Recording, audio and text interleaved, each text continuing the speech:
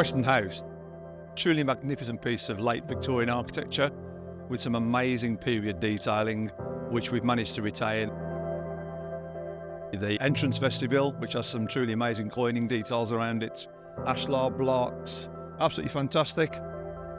The southern gable had a two-storey extension on it, which would have been built possibly 1960s, early 70s, and it was failing structurally. So we took the view to actually knock it down and rebuild on the same footprint over 2 floors. But we sympathetically built it back in a position that it strikes the balance between the main facade of the existing property and what we were proposing as the new build further south. We've got 2 properties to the south of Western House, designed to actually look like one house. A pair of townhouses, looking as one with one grand entrance and a subservient second entrance to the second property.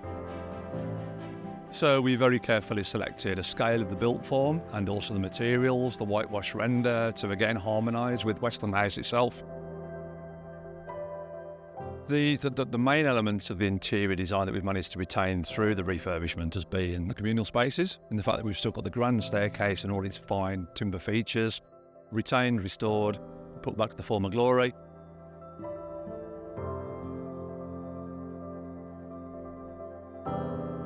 Here we are outside the coach house, which originally built as part of the Western House.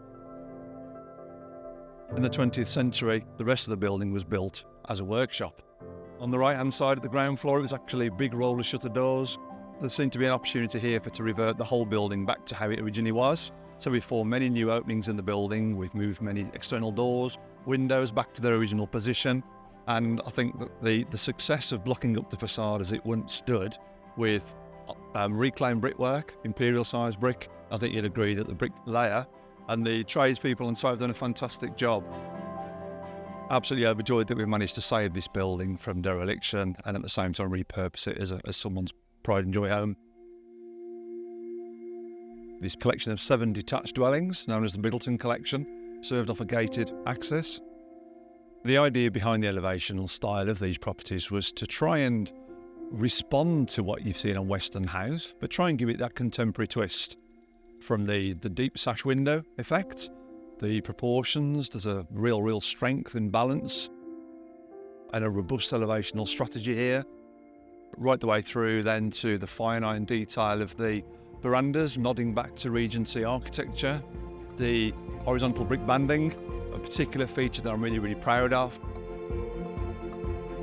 Whilst these homes are strikingly different to what you saw on Western House, there are still unique character points that draw the two together.